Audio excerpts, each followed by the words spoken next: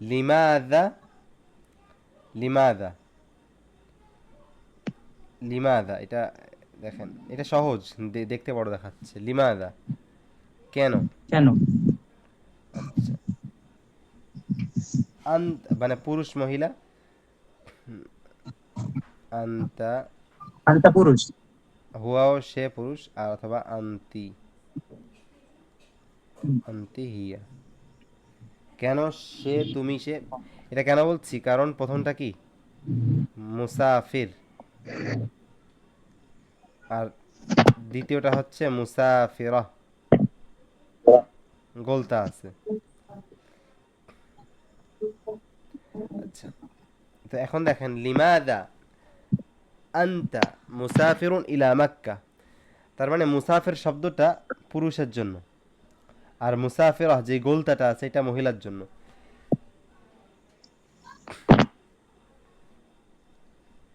তো এখানে আপনারা দেখেন, লিমাদা আনতা মুসাফিরুন ইলা মক্কা, কেন তুমি মক্কাতে মুসাফির, সফর করছো। যদি আমি বলতে চাই যে কেন তুমি মিশরে সফর করছো, কি বলবো?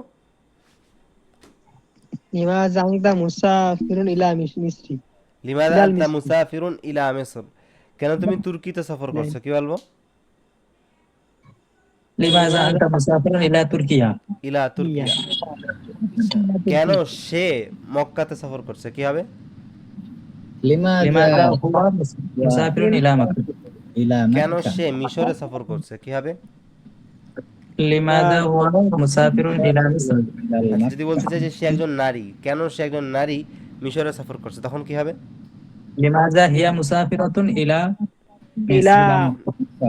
ইলা مصر. মিসর, মাক্কা, তুর্কিয়া। তো আপনি বুঝতে পারছেন যে হিয়া শব্দ আসবে, হ্যাঁ, হিয়া শব্দ আসবে। হুয়া হচ্ছে হচ্ছে পুরুষের ক্ষেত্রে, হিয়া মহিলাদের ক্ষেত্রে, আর আন্তি মহিলাদের ক্ষেত্রে।